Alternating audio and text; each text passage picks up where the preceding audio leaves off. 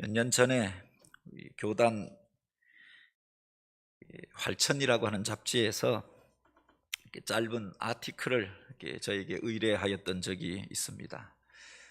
인간의 말, 하나님의 음성이라고 하는 연재물이었는데, 자기 평생에 가장 많은 영향을 끼쳤던 사람, 그리고 그 사람의 그 말에 대하여서 이렇게 고백하는 간증 코너입니다. 그래서 어느 날 그런 글에 대한 의뢰가 오고, 그래서 한 3장짜리 활천 잡지에 3장 정도 들어가는 그 짧은 글인데, 그래서 새삼 살아왔던 삶의 과정을 이렇게 돌아보게 된 적이 있습니다. 나에게 가장 큰 영향을 끼친 사람은 누구일까? 나에게 가장 큰 감화를 주었던 그 한마디의 말이 있다고 하면 그게 무엇일까? 초등학교 때 날 가르쳐 주셨던 선생님들, 또 중고등학교 때 교회에서 말씀을 가르쳐 주셨던 교역자들, 또 교회 교사들, 그리고 대학 들어가서 중요한 영향을 끼쳤던 선배들, 이렇게 저렇게 생각해 보는데, 그 말이 내 삶에 결정적인 영향이라고 할 수는 없고 그냥 사랑받고 또 내 삶에 도전이 되어졌던 거지요. 그런데 단 한 사람을 꼽는다고 하면 어머니의 신앙, 그 어머니의 기도가 생각나는 겁니다. 어려서부터 늘 기도하시는데, 우리 아들 여호수아와 같은 믿음의 사람 되게 하옵소서. 여호수아와 같이 승리하는 삶 살게 하옵소서. 여호수아와 같이 하나님 손에 붙들려 쓰임받게 하옵소서. 늘 기도할 때마다, 가정 예배를 드릴 때마다 그렇게 기도하고, 또 아들이 방황할 때마다 눈물로 그렇게 기도하시던 그 음성이 생생하고, 나중에 보니까 그 어머니의 기도가 저의 기도가 되어져 있고, 어머니의 소원이 제 소원이 되어져 있는 것들을 이렇게 기억하게 되었던 겁니다. 하다못해 그 말투까지도 담게 되어 있었던 것들을 생각하면서 그 어머니에 대한 글을 쓴 적이 있습니다. 우리가 태어나서 가장 먼저 배우는 그 이름이 엄마라고 하는 이름이잖아요.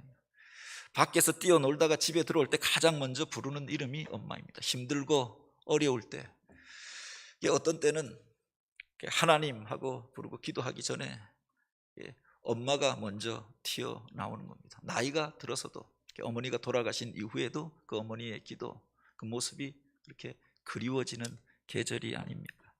지난 심야 기도회 때 우리 김치경 장로님이 간증을 해 주셨습니다. 심야 기도회 때 많은 분들이 나오지 못해서 좀 아쉬움이 있는데, 나중에 그 영상을 편집해서 홈페이지에 올려놓든지 하겠습니다. 그런데 우리 장로님도 그 고백을 하시는 겁니다. 당신의 신앙에, 인생에 가장 큰 영향을 끼쳤던 분이 누구신가?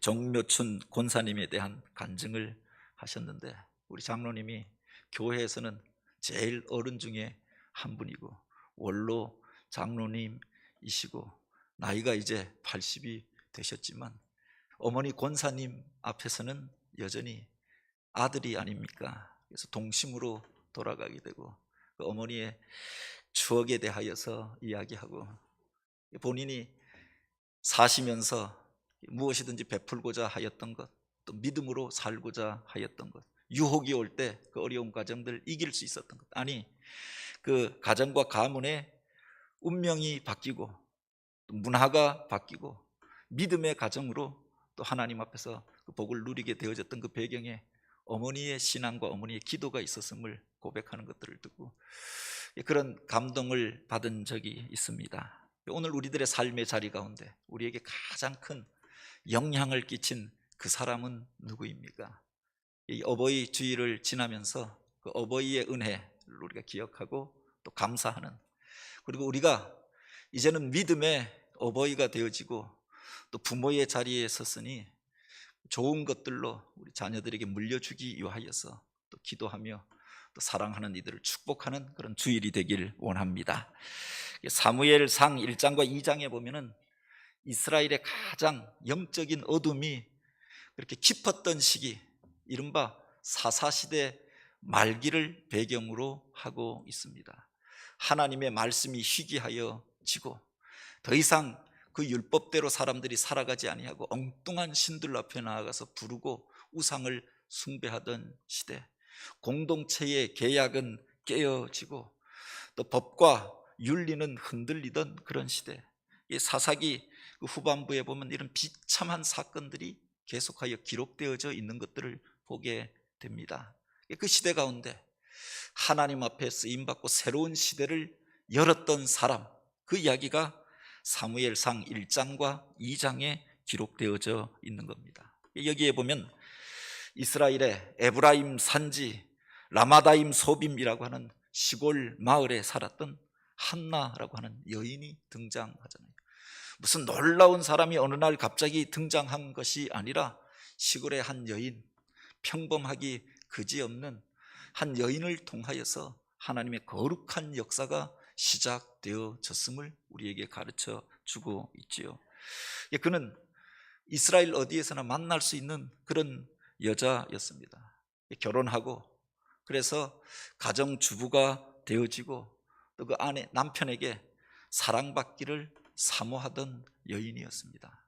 다른 사람과 조금 다른 것이 하나 있었다라고 하면, 결혼하였는지 오래 되었는데 바로 아이를 낳지 못하여서 그것으로 인하여서 답답한 마음을 가지고 있었던 여인이 아닙니까? 그렇다고 해서 그 남편이 그 마음을 그에게서 떠나버리고 또 소박맞고 쫓겨난 것이 아니라 그럴수록 남편이 그를 더욱 사랑하였고 갑절로 그에게 주고자 하였고 또 그에게 와서 내가 10아들보다 낫지 아니하냐, 그래서 그를 위로하여 주었습니다. 물질적으로도 부족한 것이 없었고 세상에서 다른 것으로 인하여서는 고통당할 일들이 없었습니다. 그런데 자식이 없는 것으로 인하여서 그가 답답함을 가지고 있었고, 이제 그 가문에서 행한 일인지 아니면 그 시대의 중혼 풍습 때문에 그런 것인지 남편이 분인나라고 하는 여인을 얻어서 그를 통하여서 자녀를 얻게 됩니다. 그가 이제 아이를 낳고 자기를 멸시하니 그것으로 인하여 또 깊은 상처를 받게 되었던 것 아닙니까?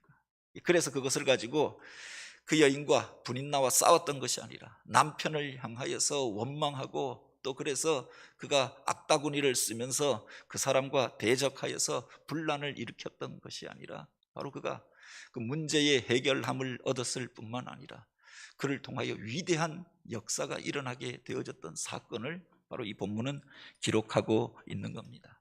오늘 본문에 보면 1장에 이런 이야기가 기록되어져 있죠. 사무엘상 1장 10절에 보면은 한나가 마음이 괴로워서 여호와께 기도하고 통곡하며 라고 했습니다.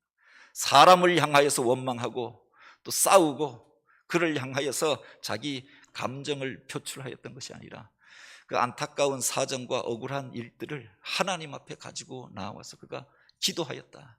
이게 얼마나 마음속에 상처가 되어졌으면 기도하는데 통곡하면서 기도했다라고 하는 거예요. 살면서 주의 전에 나와서 통곡하며 기도하여 보신 적이 있습니까? 돌아보면은 하나님께서 은혜 주셔서 그렇게 통곡할 만한 일들은 저에게 주신 적이 없는 것 같아요. 다만 대학 시절 다니면서 잠시 내 마음이 흔들리고 하나님 앞에 서원하였던 것들이 흔들리고 내 말 가운데 하나님의 이름을 망령되이 일컬었던 것들이 있어서 그것 때문에 깨닫고 하나님 앞에서 애통해하면서 울면서 기도하였던 기억은 있습니다. 그런데 통곡하면서 어떤 문제를 놓고 이루어 달라고 그렇게 기도해 본 적이 있는가? 그만큼 하나님의 은혜로 살아왔음을 고백하게 되죠. 그런데 한나는 이 일로 인하여서 하나님 앞에 나와 통곡하며 기도하였다라고 하는 겁니다. 물론 우리가 그렇게 생각할 수도 있습니다. 아이가 없으면 없는 대로 살면 되지, 남편이 날 사랑하여 주니까, 또는 물질적으로 부족한 것이 없으니까 그냥 그런 대로 세상 가운데서 다른 것들에 취미를 붙이고 살면 되지 않겠나 생각할 수도 있습니다. 요사이는 젊은 여자들 같은 경우는 뭐 결혼하지도 않고 또 아이 낳는 것도 늦추고 또 그렇게 아이가 없이도 우리가 내 삶을 즐기면서 살겠다, 세상의 성공을 위하여서 살면서 대신하여서 그 속에서 보람과 만족을 얻는 경우도 있지요. 그런데 한나는 어머니가 되는 것을 여인의 가장 큰 특권으로 여겼고 영광으로 여겼던 여인이었다라고 합니다. 그 일을 놓고 하나님 앞에 통곡하며 기도하였던 것 아닙니까? 그 일을 이루어 달라고 자기 안에 있었던 그 아픔과 상처들을 하나님 앞에 내어놓고 통곡하며 기도하였던 거죠. 사무엘상 1장 13절에 보면 한나가 속으로 말하며 입술만 동하고 음성은 들리지 아니하므로 엘리가 그가 취한 줄로 생각한지라 라고 하였습니다. 우리가 통곡한다 라고 해서 꼭 소리를 높여서 고함을 치면서 그렇게 기도하였던 것이 아니라 하나님 앞에 나와서 울면서 통곡하며 기도하였는데 사실은 속으로 말하며 입술만 동하며 그렇게 기도했다라고 합니다. 어떤 때는 우리가 그 절박한 문제 가운데 기도하는데 무엇라고 기도해야 할지 그렇게 그 말이 분명하게 나오지 아니할 때가 있죠. 밤이 맞도록 기도하다 보면 힘이 달려서라도 우리가 기도할 때 그렇게 하나님 앞에 부르짖어 구하지 못하고 입술만 그렇게 동하면서 하나님 앞에 그 문제를 아뢰고 구할 때가 있습니다. 중요한 것은 그 목소리가 얼마나 크냐, 그 기도가 얼마나 기냐, 얼마나 그 기도문이 논리적이냐, 여기에 달려 있는 것이 아니라 그가 그 문제를 하나님 앞에 아뢰고 구하였고 자기 마음을 통하여서 하나님 앞에 토설하며 기도했다라고 하는 겁니다. 내가 토설하지 아니할 때는 종일 신음함으로 내 뼈가 삭는 것과 같은 고통을 느꼈도다라고 다윗은 고백합니다. 중요한 건 그 문제를, 그 고통의 문제, 그 아픔의 문제, 사람으로 인한 상처들을 가지고 하나님 앞에 나와 토하여 놓고 토설하고 기도하였다라고 하는 겁니다. 뒤에 보면은 그 모습을 보면서 엘리가 내가 취하여서 교회 와서 기도하느냐, 이거를 오히려 책망하잖아요. 중얼거리면서 울면서 무엇라고 기도하는데 그 기도도 분명하지 아니하고 하니까 술 취하여서 교회 와서 그러는 것으로 생각하였던 것 아닙니까? 그때 한나가 이렇게 이야기합니다. 나의 주여 그렇지 아니하니이다. 나는 마음이 슬픈 여자라 포도주나 독주를 마신 것이 아니라 여호와 앞에 나의 심정을 통한 것뿐이오니라고 고백합니다. 그가 자기 마음을 하나님 앞에 쏟아놓고 자기 속에 있었던 슬픔과 상처를 주님 앞에 내어놓고 마음을 통하여서 기도했다라고 합니다. 기도 가운데 가장 중요한 것이 바로 여기에 있잖아요. 그 기도문의 유려함에 있는 것이 아니라 마음을 통한 기도, 자기 속으로부터 내면으로부터 터져나오는 그 기도를 하나님 앞에 올려드렸다라고. 사람을 향하여 달려가서 억울한 사정들 이야기하고 그래서 문제를 더 크게 만들고 오히려 엉뚱한 일들을 만들어내는 경우가 얼마나 많이 있습니까? 우리가 어떤 일들을 만날 때 마음속에 상처가 있고 힘든 일들이 있어 사람들 앞에 가서 고백을 합니다. 누구 때문에 힘들고 무엇 때문에 힘들노나. 나중에 보면 이 말이 번져가고 왜곡되고 또 와전되어져서 더 큰 싸움을 만들어내고 더 큰 어려움을 당할 때가 얼마나 많이 있느냐. 중요한 것은 우리 안에 아픔이 있고 상처가 있을 때 그 문제들을 가지고 하나님 앞에 나아가는 것이 중요하지 않습니까? 문제의 해결자가 되시고 나보다 나를 더 잘 알고 계신 주님 뿐만 아니라 자비하시고 긍휼이 많으시고 또한 우리를 구원하실 그 하나님 앞에 문제를 아뢰는 게 필요하지요. 한나는 그 어둠의 시대 가운데 하다못해 제사장도 기도하지 않던 시대, 하나님의 말씀이 희귀하여졌고 하나님의 음성이 들려졌지만 제사장도 그것을 바로 분별하지 못하던 시대, 하나님이 영광이 떠나간 것 같은 그 시대 가운데 그는 하나님 앞에 그 문제를 가지고 나아가서 기도하였다라고 합니다. 하나님께서 그 기도를 들으시고 때가 이름에 저가 아들을 낳아 사무엘이라 이름하였으니 이는 내가 여호와께 구하였다 함이라. 하나님 앞에 아들 낳기를 소원하였습니다. 그 사람을 향하여 복수하는 것이 아니라 내가 하나님 앞에 쓰임받는 그런 아들을 낳기를 소원하나이다. 답답한 문제들을 하나님 앞에 아뢰고 구하였더니 하나님께서 그에게 응답하여 주시매 하나님이 쓰시는 귀한 인물이 이 한나라고 하는 여인을 통하여서 이 땅 가운데 태어나고 또 쓰임받게 되어졌던 거죠. 이 한나의 기도를 통하여서 우리가 또한 배울 수 있는 것이 그가 하나님 앞에 복된 소원을 드렸다. 하나님이 기뻐하시는 기도를 그가 드렸던 거지요.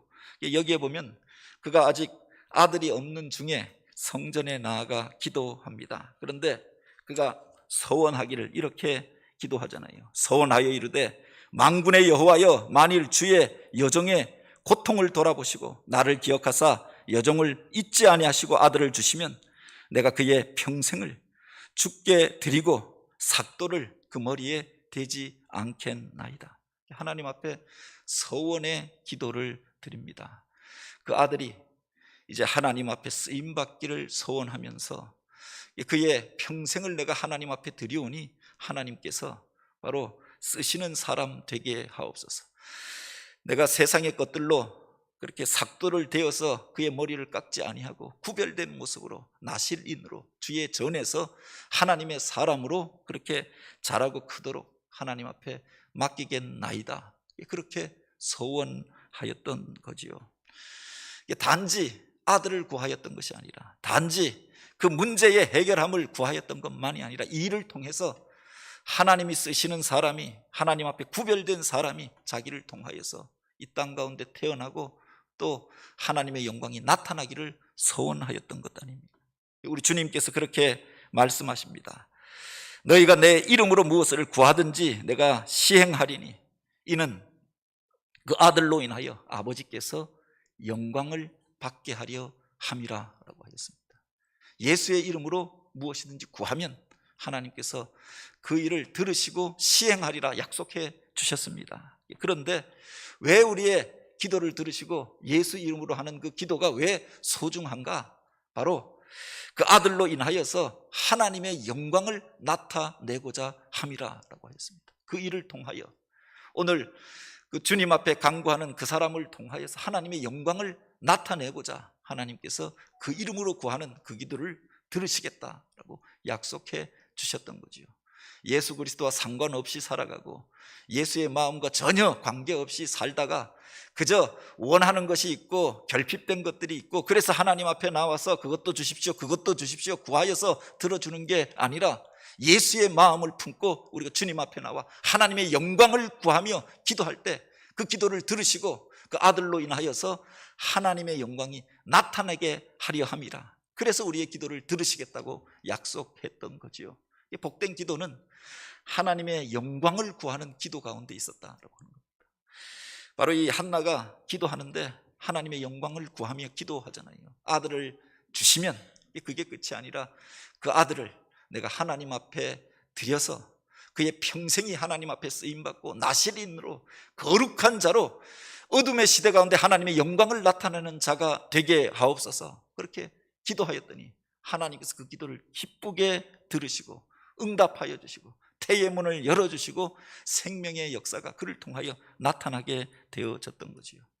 너희는 먼저 그의 나라와 그의 의를 구하라. 그리하면 이 모든 것을 너희에게 더하여 주시리라 라고 하였습니다.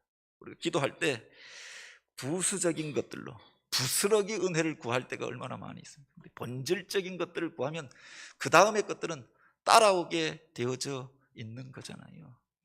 아마 우리 김치경 장로님 간증하시면서도 아들이 무엇이 되고 어머니가 그렇게까지 기도하지는 않으셨을 것입니다. 그런데 아들의 인생을 놓고 그 가정의 문제들을 놓고 기도할 때 하나님께서 응답하여 주시니까 우리 장로님의 운명이 바뀌어지고 가문의 운명이 바뀌어지게 되어졌던 거죠.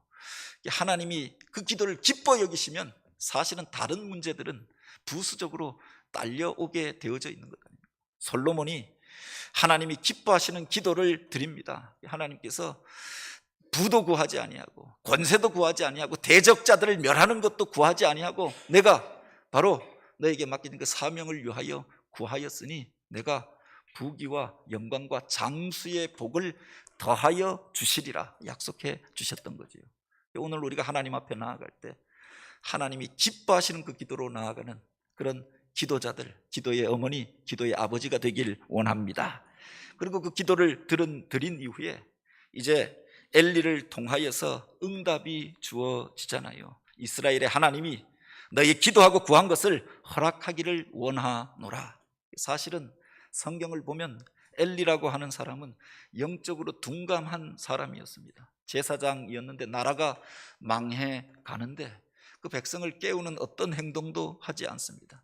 그 자녀들이 타락하여서 타락한 일들을 행하는데 그들에게 어떤 교훈도 주지 않습니다. 바로 하나님께서 그 시대 가운데 역사하시는데 한나를 보고 술 취한 여인이라고 책망하였던 사람이 엘리였지요.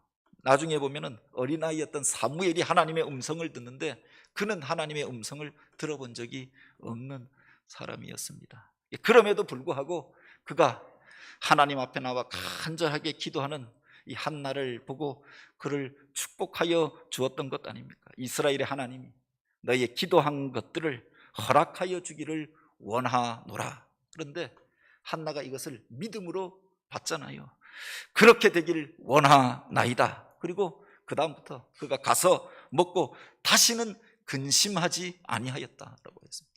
그것을 하나님의 말씀으로 받고 믿고 이제 그가 돌아가서 하나님의 때를 기다렸던 것 아닙니까? 그를 통하여서 하나님의 거룩한 역사가 시작되어졌던 거죠.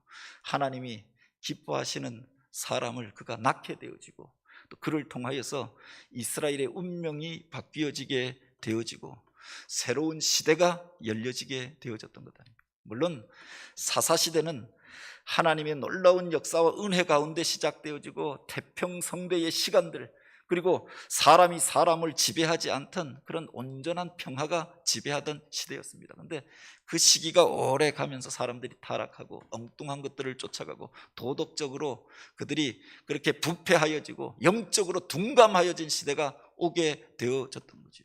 그런데 새로운 시대를 여는데 바로 하나님께서 쓰시는 사람들을 일으키는데 쓰임받았던 인물이 바로 사무엘이 아닙니까? 그런데 그 사무엘을 낳았던 사람이 바로 한나였다라고 하는 거죠. 기도함으로 하나님 앞에 나아갔던 사람, 하나님이 기뻐하시는 복된 서원을 올려드렸던 사람, 그 말씀을 믿고 의심하지 아니하고 하나님 앞에 맡기며 나아갔던 그 여인을 통하여서 하나님의 놀라운 일들이 나타나게 된 줄 믿으시기 바랍니다. 더하여 뒤에 보면은 오늘 우리가 읽은 이 구절에 그가 이제 그 아들이 젖을 떼고 스스로 걷고 말하게 되어졌을 때 그 아들을 데리고 성전을 향하여 그 성막을 향하여 올라가게 되었던 것 아닙니까? 젖을 뗀 후에 그를 데리고 올라갈새 수소 3마리와 밀가루 1에바와 포도주 1가죽 부대를 가지고 실로 여호와의 집에 나아갔는데 그 아이는 아직 어리더라. 아직 어리지만 하나님 앞에 서원하였던 것을 지키기 위하여서 그가 서원의 제사를 드릴 숫소를 끌고 그 아이와 함께 성전에 올라갑니다. 그리고 그렇게 고백하잖아요. 내 주여, 당신의 사심을 두고 맹세하나이다. 내가 여기서 내 주 당신 곁에 서서 여호와께 기도하던 여자라. 하나님 앞에 기도하여서 받았던 은혜를 그가 기억하고 있었습니다. 그리고 담대하게 하나님이 행하셨던 일들을 고백하고 간증하잖아요. 이 아이를 위하여 내가 기도하였더니 내가 구하여 기도한 바를 여호와께서 내게 허락하신지라. 그 모든 일들이 하나님이 행하셨던 일임을 간증합니다. 그러므로 나도 그를 여호와께 드리되 그의 평생을 여호와께 드리나이다 하고 그가 거기서 여호와를 경배하니라. 서원하였던 것들을 잊지 아니하고 오늘 우리가 하나님 앞에 어려울 때는 구하고 힘들 때는 간구하고 무엇도 하고 헌신하고 주님의 놀라운 일들을 행하겠습니다, 그렇게 말하였지만 시간이 지난 이후에 또한 세월이 지난 이후에 흐려지는 경우가 얼마나 많이 있습니까? 그 마음이 바뀌어지는 때는 또 얼마나 많이 있습니까? 이렇게 저렇게 우리가 환경과 여건을 핑계할 때가 얼마나 많이 있습니까? 그런데 한나가 이제 그 서원을 지키기 위하여 그 아들을 데리고 성전에 올라가서 하나님 앞에 맡기잖아요. 물론 그렇게 기도로 얻은 아들이었고 그렇게 정성을 다하여서 양육하였던 아들이었기 때문에 곁에 두고 그의 복양을 받으면서 또 그렇게 그와 함께 거하고 싶은 마음이 그 부모에게 왜 없었겠습니까? 그런데 하나님 앞에 드리기로 서원하였던 그 아들을 하나님 앞에 이제 맡기잖아요. 하나님이 그를 더 귀히 쓰시고 또 높이 들어서 하나님의 사람으로 사용하여 주셨던 거지요. 제사장의 아들이 타락하여서 성전에서 악한 일들을 행하고 음란한 일들을 행하여서 오히려 그를 패하고 사무엘을 들어서 대제사장의 직분을 이어가게 합니다. 예언이 그쳐졌던 시대에 그가 주의 전에서 기도하다가 하나님의 음성을 듣고 그 말씀을 전하는 자로, 대언하는 자로 쓰임받게 되어지죠. 그를 통하여서 미스바의 부흥이 일어나게 되어지고 환란이 심하고 또 위기가 고조되어지던 그 나라가 그를 통하여서 평화를 되찾고 그가 살아있는 날 동안 대적들이 이스라엘을 침범하지 못하더라라고 기록하고 있죠. 새로운 시대를 여는 사람들로, 그래서 사울을 불러서 기름 부어 세우고 그를 통하여서 이스라엘 왕조가 시작되어집니다. 다윗에게 기름 부어서 그를 통하여서 하나님이 쓰시는 위대한 인물이 일어나고 위대한 시대가 열려지게 되어졌음을 우리가 보게 되지요. 바로 그 이전에 한나라고 하는 한 여인의 기도가 있었다. 오늘 우리는 이 위기의 시대를 살아가면서 어떤 모습으로 우리들의 문제들을 해결하고 있습니까? 가정마다 이런저런 어려운 일들이 있고 또 답답한 사정들이 있지요. 비상한 시대에는 비상한 기도가 필요하다. 특별한 일들을 우리가 구한다고 하면 특별한 기도가 필요하지 않습니까? 교회에서 또 새 일들을 준비하고 또 계획하고 있습니다. 답답한 것이 그 일들을 진행하는데 한 고비 지나면 또 다른 고비가 나타나고 한 가지 문제를 해결하면 또 다른 문제가 나타나고, 오래된 교회다 보니까 리모델링을 하는데, 물론 비전센터를 짓는 것은 우리가 마음으로 결정만 하면은 지어질 수 있을 것 같아요. 그런데 그건 이제 교인들의 같은 꿈, 같은 비전, 같은 고백이 중요하고, 그런데 교회를 리뉴얼하는 것들은 여러 가지 법적인 또 제한들과 문제들이 있는 것 같습니다. 그래서 새삼 고백하게 되는 것이 성도들의 기도가 필요한 시기가 아닌가. 이 교회적으로도 여러 가지 문제가 있고 이 국가적으로도 보면은 여러 가지 제약과 어려운 일들이 있지 않습니까? 위기가 고조되어지는 시대에 살아갑니다. 더욱 가정이 강조되어지고 부모의 역할이 강조되어지는 때가 아닙니까?